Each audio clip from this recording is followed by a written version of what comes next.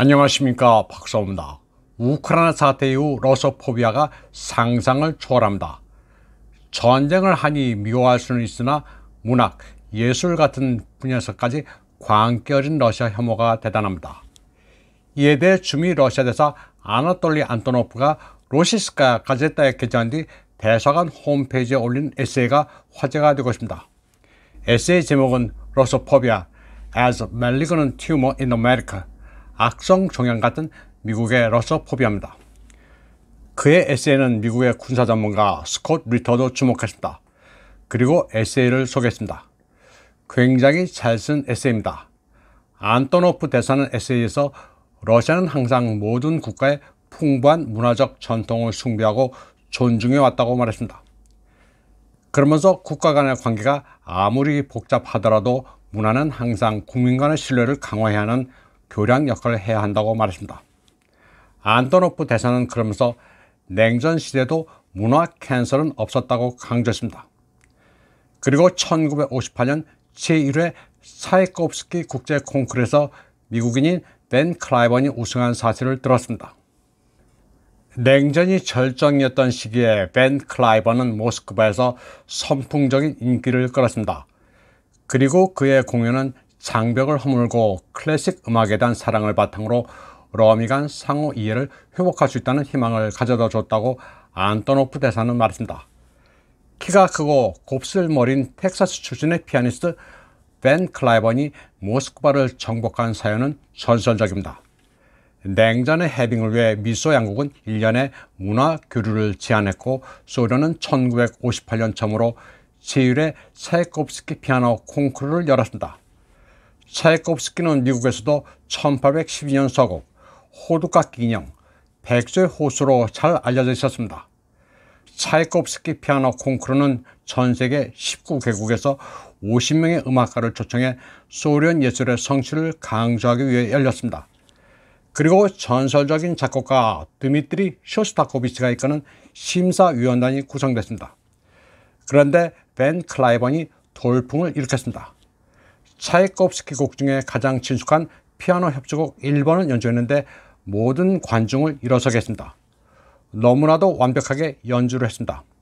심사위원 쇼스타코비치도 감동했습니다. 그가 보기에도 벤 클라이번이 우승 후보였습니다. 그런데 과연 냉전 시기에 그에게 1등상을 줘도 되는지 확신이 서지 않았습니다. 그래서 그는 니키타 후르쇼프에게 물어봤습니다. 벤 클라이번에게 상을 줘도 되냐고 묻자 후르쇼프는 그가 최고냐고 쇼스타코비치에게 물었습니다. 쇼스타코비치가 그렇다고 대답하자 후르쇼프는 그러면 그에게 상을 주라고 흔쾌하게 대답했습니다. 차이코프스키 피아노 콩쿠르에서 우승한 벤 클라이번은 영웅유대에 개선했습니다. 미국인들은 뉴욕의 에버뉴 오브 히어로즈에서 퍼레이드를 벌여줬습니다. 타임즈는 러시아를 정복한 텍사스인이라는 제목으로 그를 커버 스토리로 달았습니다. 벤 클라이번이 우승하기 6개월 전 소련은 세계 최초의 인공위성 스푸트니크를 성공적으로 궤도에 진입시켜 미국에 충격을 줬습니다. 또 조 매커시도 폭군과 살인자에게는 우정을 제공할 수 없다고 말하는 등 미소 간의 경쟁심과 감정 대립은 최악이었습니다. 이런 분위기 속에서 벤 클라이번이 콩쿠르에서 우승한 것은 해빙에 도움이 됐다고 안토노프 대사는 말했습니다. 큰 정치의 영역에서 무슨 일이 일어나든 예술의 보편적인 언어는 다른 국적의 사람들을 하나로 묶는다면서 그 역사적 의미를 강조했습니다. 차이코프스키 콩쿠르가 지금 국제적으로 가장 권위 있는 이벤트가 된 데는 벤 클라이번의 우승 영향도 컸습니다. 안토노프 대사는 그러나 우크라이나 분쟁 이후 무차별적 러시아포비아 속에서 차이코프스키 콩쿠르가 2022년 4월 13일 세계국제음악 콩쿠르 연맹에서 제외됐다고 아쉬워했습니다. 당시 콩쿠르 연맹은 보도자료에서 많은 차이코프스키 수상자들이 오늘날의 주요 예술가이긴 하지만 우크라이나 분쟁이 발발한 상황에서 러시아가 자금을 지원하고 홍보 도구로 사용하는 차이코프스키 콩쿠르는 회원으로 인정하지 않겠다고 말했습니다. 안토노프 대사는 2003년 미국이 국제법을 위반하면서 이라크를 노골적으로 침공했지만 벤 클라이번 국제 피아노 콩쿠르는 아무 영향도 받지 않았다고 시작했습니다. 세계 국제 음악 콩쿠르 연맹의 설립 취지는 공모를 통해 클래식 음악 분야에서 유망한 젊은 인재를 발굴하는 것이지 정치 참여가 아니라는 게 안토노프 대사의 견해입니다. 그는 또 차이콥스키 거부 움직임에도 불구하고 2023년 모스크바와 상트페테르부르크에서 열린 차이콥스키 국제 청소년 콩쿠르에는 미국을 비롯한 14개국 128명의 영재들이 참가했다고 말했습니다. 반러시아 증오 바이러스인 러소포비아는 그야말로 미국에서 자라고 있는 종양입니다. 러소포비아의 바이러스는 미국의 미술관도 감염시켰습니다. 메트로폴리탄 미술관이 대표적입니다. 안토노프 대사는 메트로폴리탄 미술관이 러시아의 위대한 화가 아르힘 쿠니지, 이반 아이조프스키, 일리아 레핀을 우크라이나인으로 분류했다고 개탄했습니다.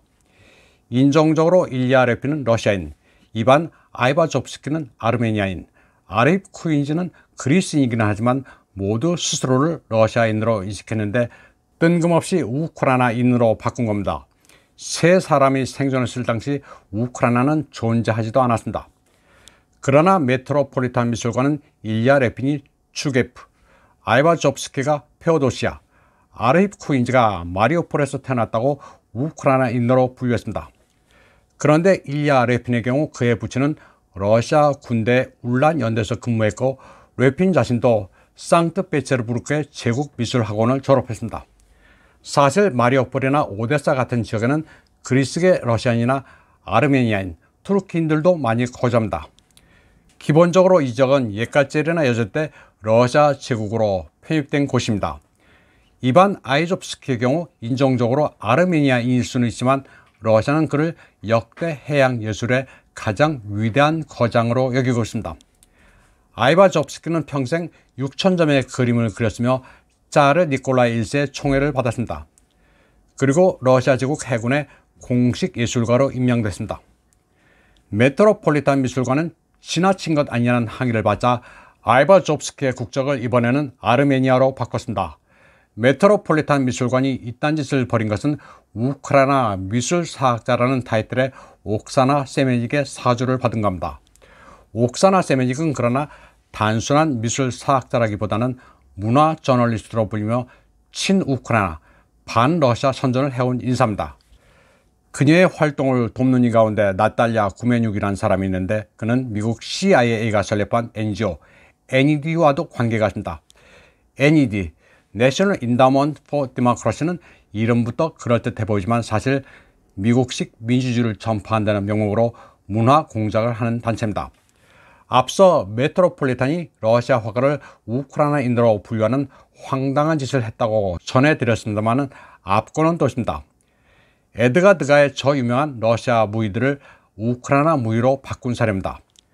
프랑스의 거장 에드가 드가가 파리 순회 공연 중인 러시아 제국 발레단 무용수를 묘사한 작품이 러시아 무희들인데 그런 역사적 맥락도 무시하고 우크라이나 무희로 바꾼 겁니다. 아무리 우크라이나와 연대한다는 구호를 내서도 용납될 수 없는 문화 파괴 취소 행위입니다. 스콧 리턴은 오늘날 미국에서 러소포비아가 기승을 부리는 근본적인 이유로 진정한 전문가가 없다는 점을 거론했습니다. 잭 매틀록 전 주로 미국 대사나 지금은 고인이 된 스티븐 코헨 러시아 슬라브학 교수 같은 전문가들이 학계에서 전면을 했다고 지적했습니다. 그리고 오바마 행정부에서 주로 대사를 지낸 마이클 맥펄, NSC의 러소포비아적 전문가 피오나 힐 같은 외눈박이들이 정책을 주도하고 있다고 스콧 리턴은 진단했습니다. 이번 방송은 여기까지 하겠습니다. 시청해주신 여러분 감사합니다.